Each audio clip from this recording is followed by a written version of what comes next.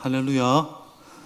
오늘 9월 8일, 우리 이제 가을이 서서히 다가오고 있는 이 시점에 예배에 오신 여러분들 주님의 이름으로 환영합니다. 자, 옆에 분들 한번 인사 나누시겠습니다. 샬롬 인사하겠습니다. 샬롬. 샬롬. 평안하십시오. 또 평강 누리십시오. 제가 많이 인용하는 20세기 최고의 기독교 변증가 C.S. 루이스의 회심기를 담고 있는 예기치 못한 기쁨이란 책이 있습니다. C.S. 루이스는 원래는 기독교 집안에서 자랐다가 어머니가 어린 시절에 떠나버리죠. 천국으로 가신 이후에 그때부터 하나님을 심각하게 거절합니다. 그래서 굉장한 무신론자가 되죠. 그런데 어느 날 자기보다 더 과격한 무신론자 친구와 대화를 나누다가 그 무신론자 친구가 벽난로 앞에서 혼자 중얼거리는 소리를 듣게 됩니다. 그 무신론자가 어떤 소리를 중얼거렸냐면, 예수님이 십자가에서 죽으셨고 3일 만에 살아나신 것이 사실일 수 있겠네. 이걸 혼잣말로 그 사람이 한 거예요. 루이스에게 한 얘기도 아니고. 그런데 예수님의 십자가 부활이 사실일 수도 있겠다라는 그 혼잣말이, 친구의 혼잣말이 오랫동안 자신의 마음속에 있었던 견고한 마음의 벽을 허물어뜨리는 시작점이 되었습니다. 결국 그 순간부터 C.S. 루이스는 가격한 무신론자에서 서서히 유물론자로, 유물론자에서 신비주의자로, 나중에는 예수 그리스도를 진정으로 믿는 회심한 그리스도인으로 발전하게 되죠. 바로 예기치 못한 방법으로 하나님은 그의 삶 속에 틈입하셨습니다. 우리의 삶 속에서도 마찬가지입니다. 하나님의 뜻대로 살지 못할 때, 오히려 하나님의 뜻을 거부할 때, 하나님의 뜻을 저항할 때, 오히려 하나님은 예기치 못한 방법으로 우리를 일깨우시기도 하십니다. 바로 요나서가 그 이야기입니다.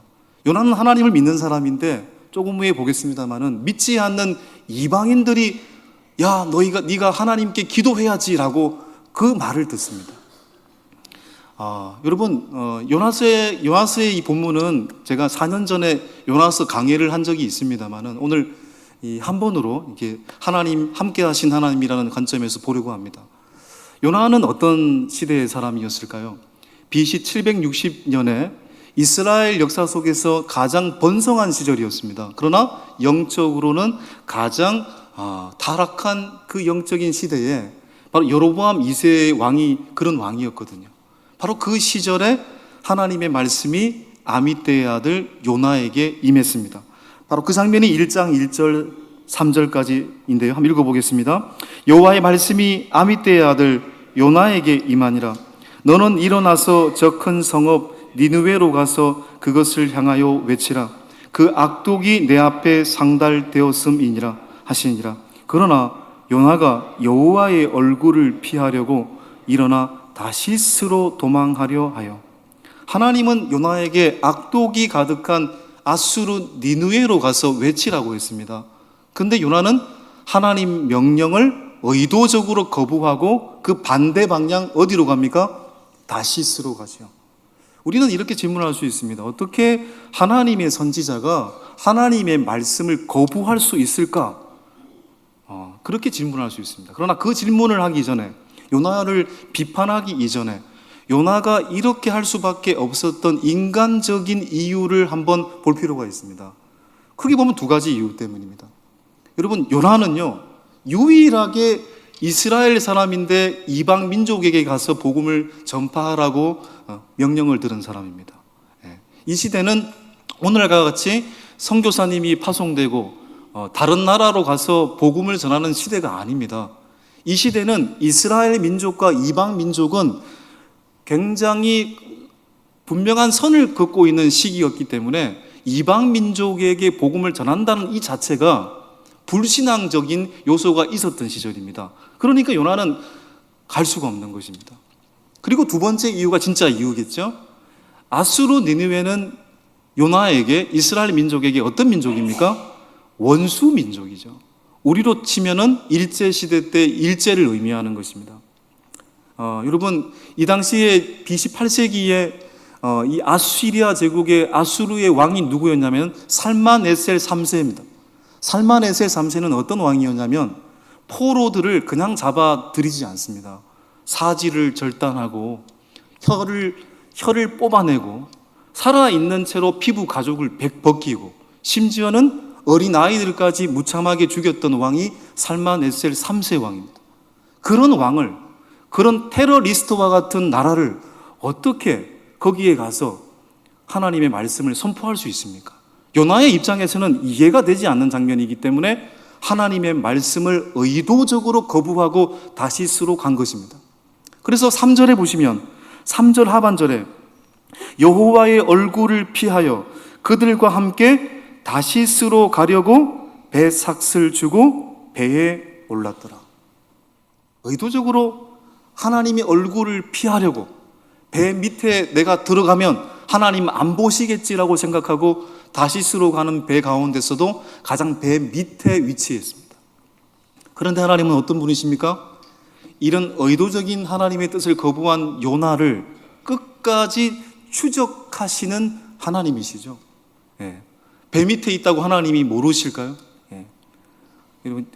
프란시스 톰슨이라는 사람이 쓰신 이 천국의 사냥개라는 시가 있습니다. 유명한 시가 있는데 거기에 보면은 이런 시구절이 있어요. 추적하고 추적하여 쫓아오시는 힘찬 발걸음을 가지신 하나님.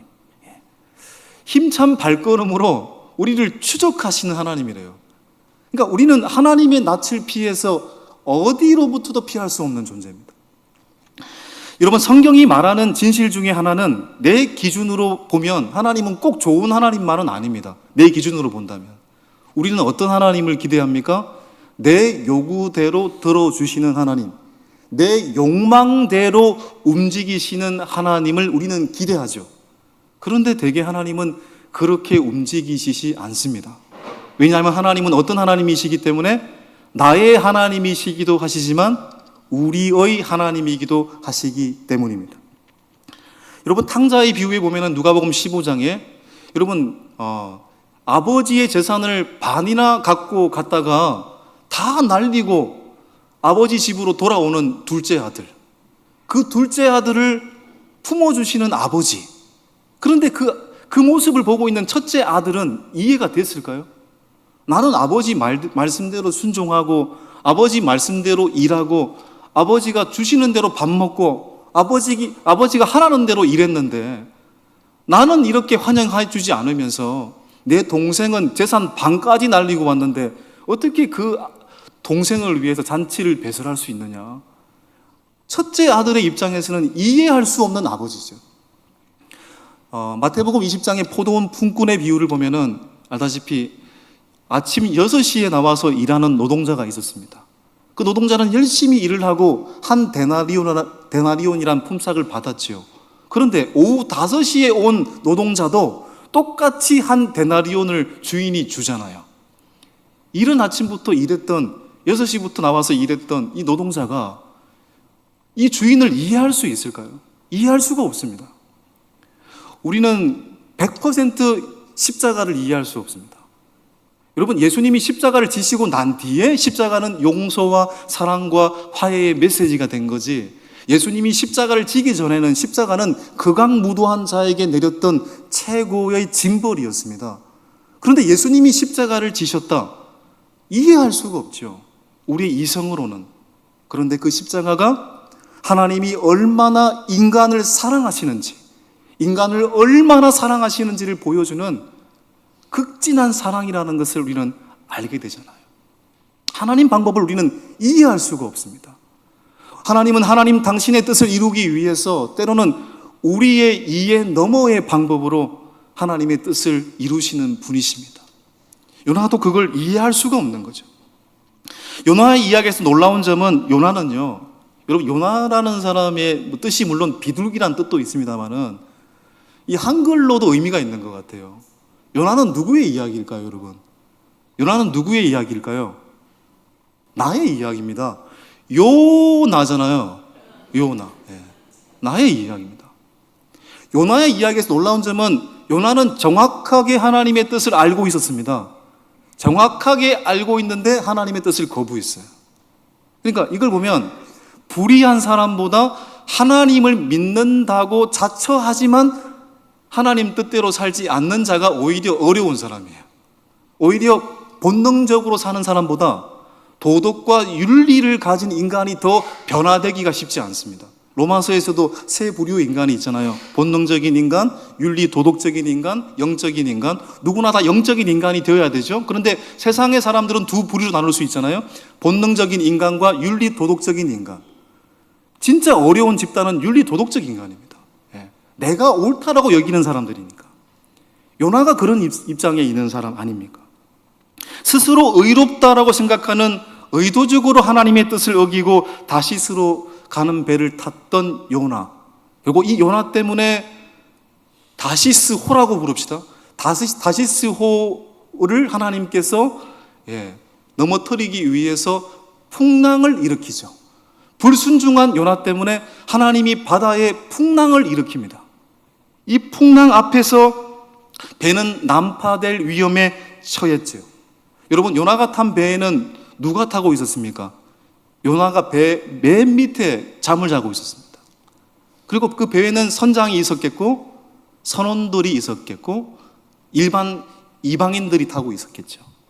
그러니까 다시스호에서 하나님을 유일하게 믿는 사람은 누구였을까요? 요나였습니다. 요나서 1장 9절에 나와 있는 것처럼 나는 히브리 사람이요 바다와 육지를 지으신 하늘의 하나님 여호와를 경외하는 사람이다. 스스로 하나님 믿는 사람이라고 자처하고 있잖아요.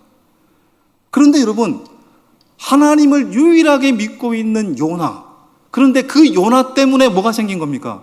폭풍이 일어나고 그 폭풍 때문에 배가 난파될 위험에 처해 있습니다. 이 상황에서 하나님을 믿는다라고 자처했던 요나는 어디에 있습니까? 배 밑에서 쿨쿨 잠을 자고 있습니다. 배가 무너지든지 말든지 난 알 바가 아니야. 그런데 하나님을 믿지 않고 있는 선원들, 이방인 선원들은 어떻게 하고 있습니까? 어떻든지 이 배를 살리기 위해서 열심히 노력하고 있습니다. 하나님을 믿는다라고 자처하는 요나는 자기 때문에 이런 어려움이 생긴 줄도 모르고 배 밑에서 잠을 자고 나몰라 하고 있습니다. 그런데 하나님을 믿고 있지 않은 이방인 선원들은 이 일이 무슨 일 때문에, 어떤 이유 때문에 생겼는지를 알아보고 결국에는 자신들이 믿고 있지 않았던 여호와께 기도를 드리고 있습니다. 하나님 믿는 사람은 기도하지 않는데 하나님 믿지 않는 사람은 기도하고 있습니다. 요나는 불평하고 있는데 하나님 믿지 않는 선원들은 삶에 대해서 감사하고 있습니다. 여러분, 이 두 대조를 통해서 우리가 무엇을 알 수 있을까요? 자신을 돌아봐야 되겠죠. 우리가 평소에 저 사람은 선택된 사람이야, 저 사람은 선택받지 않는 사람이야, 저 사람은 믿음이 좋은 사람이야, 저 사람은 믿음이 없는 사람이야, 얼마나 우리의 기준으로 사람을 판단할 때가 많았습니까? 그런데 우리가 어떻게 압니까? 저 사람이 구원받을 사람인지 구원받지 못할 사람인지, 저 사람이 선택받을 사람인지 선택받지 못할 사람인지 우리의 기준으로 판단했던 사실이 얼마나 어리석는가 돌아보게 되는 것입니다. 오히려 무신론자가 믿고 있는 자에게 왜 너는 하나님께 기도하지 않느냐라고 이야기하고 있잖아요. 세상이 마치 우리에게 그렇게 외치고 있는 것처럼 느낄 때가 있습니다. 우리가 하나님을 믿는데 하나님 뜻대로 살지 못할 때 왜 믿는 사람들 저렇게 비판하지? 이렇게 여길 수도 있으나 믿지 않는 사람들을 통해서 하나님은 왜 너는 이 상황에서 기도하고 있지 않니? 왜 하나님을 의지하지 않고 있니라고 말하고 있는 거죠. 그러니까 여러분, 복음서에 보면은요, 예수님이 하나님의 아들이시다, 십자가를 지실 때 하나님이 아들이시다라고 끝까지 믿었던 사람은 누구였을까요? 바리새인들과 산헤드린 공회원들? 당연히 아니죠. 예수님의 친척들? 당연히 아니죠. 예수님의 제자들은 믿었을까요? 아니잖아요. 십자가 앞에서 그들은 전부 다 어떻게 했습니까? 도망갔습니다. 배반했습니다. 그러나 십자가 앞에서, 십자가의 죽음 앞에서 죽으실 때까지 유일하게 예수 그리스도가 하나님의 아들이다라고 믿었던 사람은, 알았던 사람은 누굽니까? 이방인으로 규정되었던 로마의 백부장이었습니다. 로마의 백부장이 십자가상에서 저분이야말로 하나님의 아들이다라고 고백했잖아요. 폭풍이 치니까 요나 자신 때문에, 요나도 알았습니다. 자기 때문에 폭풍이 부는 줄 알았습니다. 결국은 자기를 어떻게 하라고요? 바다에 던지라고 얘기합니다. 자, 요나서 1장 12절이 그 장면이죠. 자, 읽어볼까요? 시작. 나를 들어 바다에 던지라. 그리하면 바다가 너희를 위하여 잔잔하리라. 너희가 이 큰 폭풍을 만난 것이니 나 때문인 줄을 내가 아노라. 나 때문에 난 거니까 나를 바다에 던지라. 여러분, 이 1장 12절이 요나가 회심한 장면이니까요? 전혀 그렇지 않습니다. 전혀 그렇지 않습니다. 회심해서 이렇게 얘기한 게 아닙니다. 될 대로 되라는 얘기입니다. 어차피 하나님 뜻 거절하려고 노력한 인생인데 내가 죽든지 말든지 그냥 바다에 던지십시오. 죽기를 바라는 요나였기 때문에 이런 고백이 가능했던 것입니다. 요나는 인격적인 하나님 때문에 절망한 겁니다. 왜냐하면 원수 민족에게 복음을 전할 수 없다는 겁니다. 아수르 니느웨가 원수인데요. 예. 차라리 죽겠다는 얘기입니다. 제가 여름에 저희 일본에 선교하시는 분에게 일본이 참 복음을 전하기 힘든 곳이거든요. 우리에게는 좀 뭔가 애증의 관계에 있는 나라이기도 하고, 저는 늘 생각합니다. 예, 일본이 잘못한 것은 당연히 한국이 사과해야 되고요. 동시에 또 미래를 열어가야 될 관계도 분명히 모색해야 되는 거예요. 이건 동시에 가야 되는 겁니다. 예, 독일 민족이 그러하듯이. 근데 일본에 가서 복음을 전하신 선교사님들이 참 많습니다. 20 몇 년 동안 특히 우리 교회가 좀 지원하고 있는 이 조은하 선교사님 말씀을 들어보면은 26년 동안 복음을 전했는데 결신자가 30명이 되지 않습니다. 예.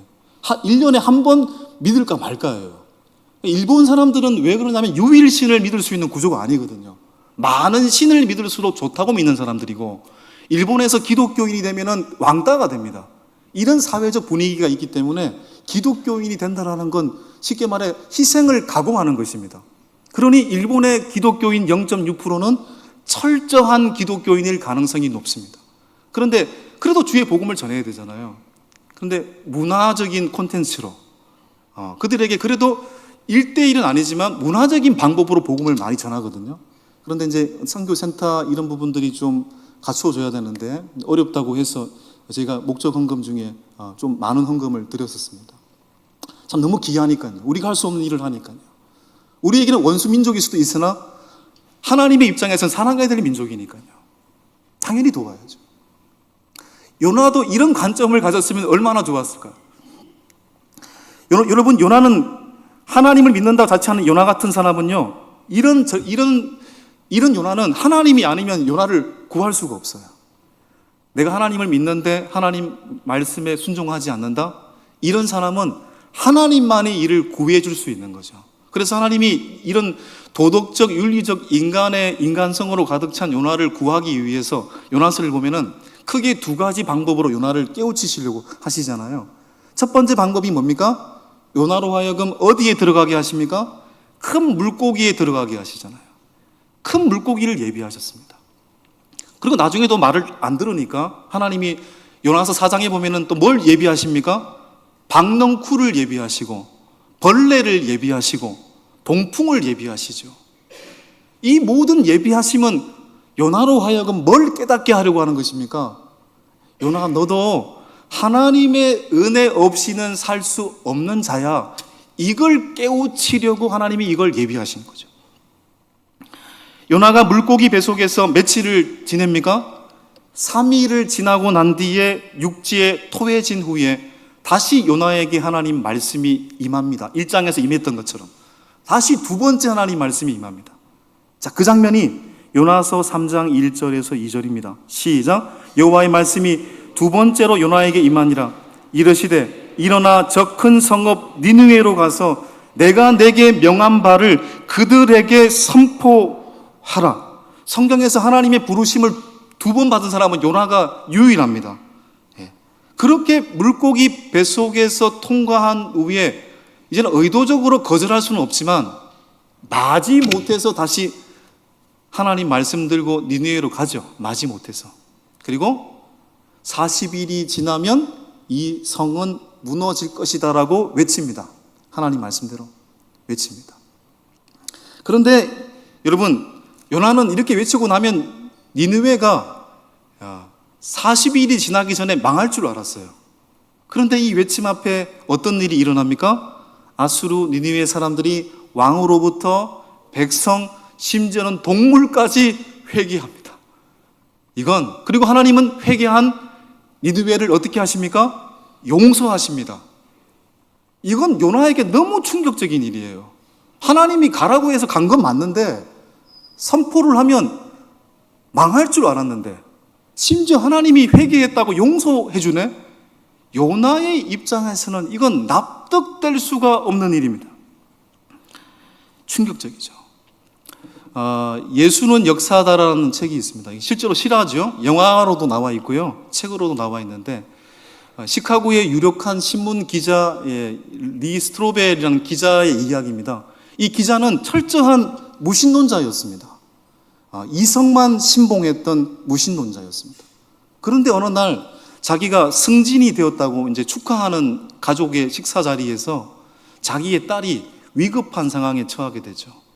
그 위급한 상황에 처하게 되었을 때 간호사, 옆에서 식사하고 있었던 간호사 리피라는 간호사를 통해서 결국은 도움을 받고 자기 아내가 예수를 믿게 됩니다. 이 기자 입장에서는 말도 안 되는 얘기죠. 내 입장에서는 내 평생에 교회라는 곳 다녀본 적도 없는데, 아니 이 일 때문에 아내가 예수를 믿게 되니까 말도 안 되는 얘기입니다. 그때부터 이 기자가 결심을 했습니다. 내 사랑하는 아내를 저 미신의 구렁텅이로 빠뜨린 기독교, 내 아내를 기독교라는 미신으로부터 구하기 위해서 예수의 삶이 허구라는 것을 파헤치기로 결단을 합니다. 그래서 성경을 연구하고 성경을 파헤치고 빨리 내 아내를 건져내야지. 그런데 예수님을 분석하고 추적하고 하면 할수록 예수는 허구가 아니라 예수는 역사적 사실이고 예수는 진리이고 예수의 부활은 참이다라는 것을 알게 되죠. 우리나라에도 똑같은 일이 있습니다. 저도 C.S. 루이스도 마찬가지고요. MBC 그 유명한 앵커였던 조정민 기자, 그분이 어느 날 온누리교회 자기 아내가 열심히 다니고 있는데 새벽에 술 먹고 가가지고 보니까 자기 아내가 새벽 예배를 드리는데 거기에 모여있는 사람들이 막 새벽부터 통성 기도를 하고, 이런 미친 집단이 있나? 그래서 이 미친 집단이 허구다라는 걸 파헤치기 위해서 그때부터 똑같습니다. 예수 믿는 사람은 허구다, 예수는 사실적 사람이 존재가 아니다, 이걸 파헤치기 시작하잖아요. 그런데 파헤치면 파헤칠수록 예수님은 진리이고 역사이고 결국은 그걸 알게 되고, 이분도 나중에 목회자가 되고 지금 강남에서 아주 베이직 교회라는 건강한 교회를 세우고 있습니다. 파헤치면 파헤칠수록 예수는 역사고 부활이다라는 것을 알게 되죠. 여러분, 요나처럼 우리도 이기적인 모습이 있습니다. 1996년 5월 달에 에베레스트 산에서 10명의 등산을 했던 사람들이 죽었던 사건이 있었습니다. 그런데 이 사건에 얽혀진 이야기가 있어요. 10명의 사람들이 고립이 되어가지고 먹을 것이 없는 상태에서 어려움에 처하게 되었을 때 마침 그 옆으로 일본인 등산객 2명이 지나가고 있었습니다. 이 두 사람에게는 풍족한 물품들이 있었고 이 10명을 도울 수 있는 그러한 여력도 있었습니다. 그런데 이 두 일본인 등산객은 그냥 지나쳐 버립니다. 결국 10명은 어떻게 되었을까요? 시신으로 발견되었습니다. 나중에 이 사실을 알고 어떤 기자가 질문을 던졌어요. 일본인 두 사람한테. 어떻게 그럴 수 있습니까? 어떻게 그렇게 지나갈 수 있습니까? 그랬더니 일본인 등산객 한 명이 이렇게 얘기했습니다. 에베레스트에서 도덕을 요구하는 것은 사치입니다. 그렇게 답변을 했습니다. 그렇죠. 여러분, 그 높은 산에서 누군가를 돕는다는 건 굉장히 어려운 일일 겁니다. 충분히 인간적으로 이해할 수도 있습니다. 그렇다고 해서 죽어가는 사람을 외면하는 것, 그것은 합당화될 수가 없는 거잖아요. 우리에게도 이런 이기적인 모습이 있지 않습니까? 저도 돌아보면 내 인생 바쁘다고 외면했던 사람 너무 많았던 것 같습니다. 우리 바쁘다고 힘겨움 속에 있는 이웃들을 무심코 지나갔던 일들이 얼마나 많았습니까? 요나서의 메시지가 바로 그걸 이야기하고 있는 것입니다. 니느웨의 악독함이 사실 누구에게도 있습니까? 요나에게도 있는 겁니다.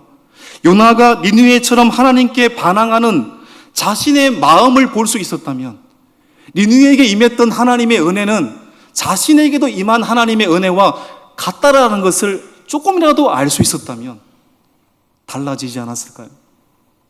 하나님은 어떤 하나님입니까? 시편 145편 9절에 이런 말씀이 있습니다. 시작. 여호와께서는 모든 것을 선대하시며 그 지으신 모든 것의 긍휼을 베푸시는도다. 니느웨가 회개함으로 심판이 임하지 않았다는 사실에 요나는 이해할 수가 없습니다. 심지어 화가 났습니다. 하나님 하라고 해서 한 건데 망할 줄 알았는데 회개하고 용서받으니까 이 사실이 너무 화가 났어요. 그래서 요나가 이렇게 행동합니다. 요나서 4장 1절, 3절 세 번역으로 한번 읽어보겠습니다. 시작. 요나는 주님, 이제는 제발 내 목숨을 나에게서 거두어 주십시오. 이렇게 사느니 차라리 죽는 것이 낫겠습니다. 여러분, 우리 마음으로는 요나의 이 심정을 100번 이해할 수 있습니다. 예를 들어서 오늘 밤에 천국에 간다고 합시다. 천국에 갈 때, 여러분, 천국은 누가 가야 됩니까? 여러분이 생각하는 천국의 리스트가 있죠? 김아무개 집사는 와야죠. 최아무개 권사는 오지 않아야 돼요. 근데 최아무개 권사가 천국에 올라가 있습니다. 평소에 나를 힘들게 하고 힘겹게 하고 나를 괴롭혔던 그 사람이 천국에 올라가 있습니다. 어떻게 할까요, 여러분? 이해가 됩니까? 네. 이해가 될까요? 납득이 될까요? 우리가 복음 가운데 가장 불쾌한 것이 뭡니까? 타인이 은혜를 입는 경우입니다. 다른 사람이 나보다 더 많은 은혜를 입는 경우 용납될 수가 없어요. 심지어 꼴보기 싫은 그 사람에게 하나님의 은혜가 더 임했다. 용납될 수가 없어요. 요나도 그 입장 아닙니까? 그래서 요나는 선포하고 니느웨가 어떻게 망할까 팔짱 끼면서 니느웨를 바라보면서 그늘 아래 앉아 있었다고 했습니다. 그늘 아래에서 니느웨가 어떻게 망할까? 망하게 하겠지 하나님께서. 이렇게 생각했습니다. 4장 5절이 그 장면 아닙니까? 시작. 요나가 성읍에 나가서 그 성읍 동쪽에 앉아 거기서 자기를 위하여 초막을 짓고 그 성읍에 무슨 일이 일어나는가를 보려고 그 그늘 아래에 앉았더라. 악한 요나의 모습이 보여지고 있잖아요. 하나님은 악한 니느웨를 참으셨던 것처럼 자기 의에 빠진 요나를 참아주고 계십니다. 그리고 자세히 보시면 4장에서 보면 니느웨는 회개한 상태가 됐잖아요. 요나는 여전히 완악합니다. 이 위치가 바뀐 거죠. 요나는 니느웨의 회개하지 않는 완악함을 지적했는데 그 완악함이 누구에게 있습니까, 지금?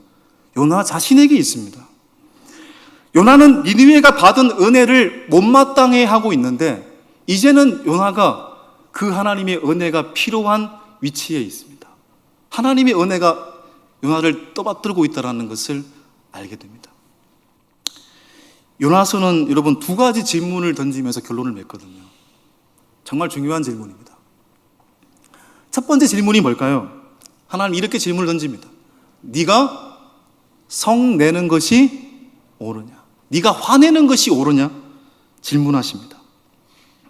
여러분, 인간은 유한하고 하나님은 무한하십니다. 인정하시죠? 이사야서 55장 9절 잘 알고 있습니다. 읽어볼까요? 이는 하늘이 땅보다 높음같이 내 길은 너희의 길보다 높으며 내 생각은 너희의 생각보다 높음이니라. 이 말씀을 우리는 믿죠? 믿고 있습니다. 아멘이시죠? 노멘입니까? 네. 믿고 있죠.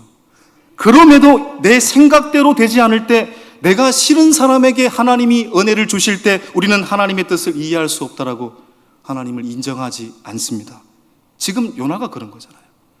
자신에게 주신 하나님, 자신에게 은혜를 주신 하나님, 우리 민족 이스라엘에게 은혜를 주신 하나님이 타인에게도 은혜를 주고 있어요. 원수에게도 은혜를 주고 있어요.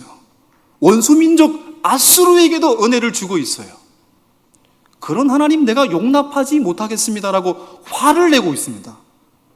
그러니 하나님께서 네가 화를 내는 것이 옳으냐? 이 말에는 네가 하나님이냐?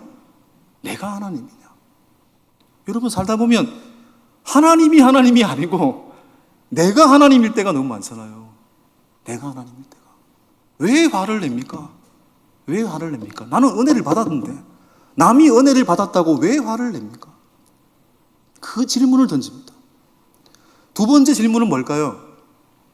시작. 내가 어찌 아끼지 아니하겠느냐? 여러분, 요나가 하나님 말씀대로 니느웨로 가서 40일 안에 무너지겠다라고 선포한 이후에 요나는 성읍 동쪽 그늘 아래 앉아서 니느웨가 망할 거라고 팔짱 끼고 앉아 있었습니다.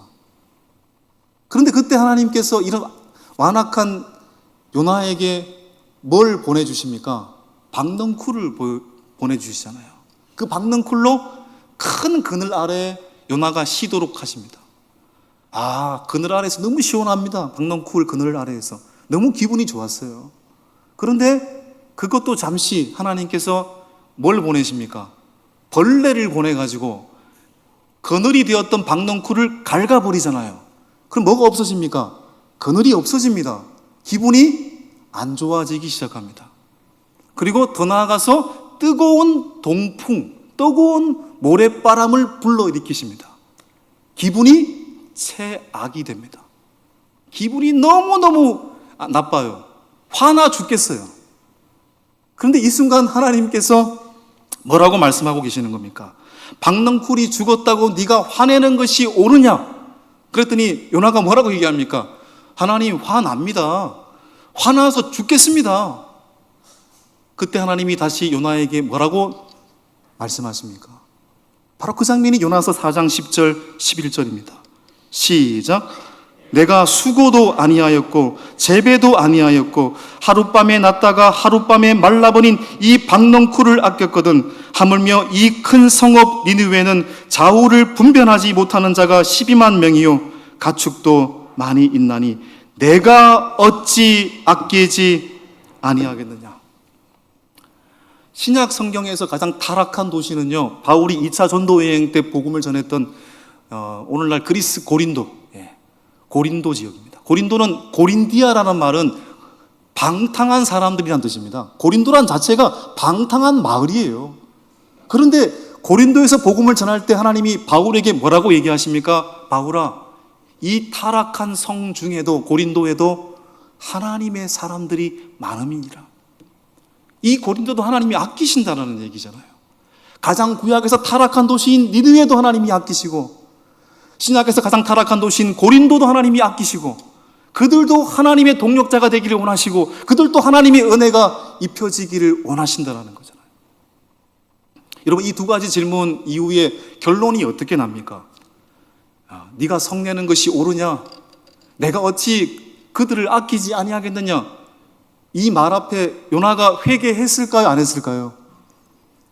요나서는 그 결론을 말하고 있지 않습니다. 열린 결말이죠.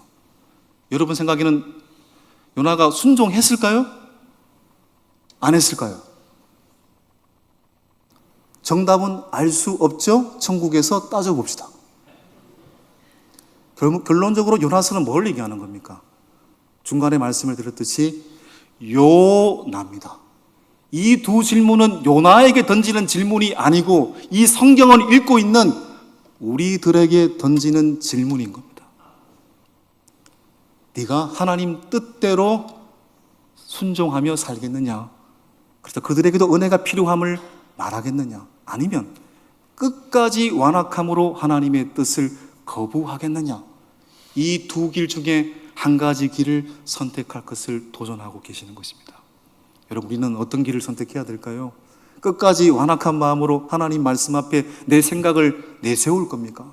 아니면 내 뜻보다 더 크신 하나님의 생각 앞에 나를 순복하고 하나님의 뜻에 순종하여 그들에게도 하나님의 은혜가 필요합니다라고 말하며 하나님의 진정한 자유를 누리는 길을 선택할 겁니까? 바라건대 우리 모두는 하나님의 뜻에 순종하여 진정한 자유와 기쁨의 길을 걸어갈 수 있는 우리 모든 그리스도인들 되었으면 좋겠습니다. 이 시간 말씀 앞에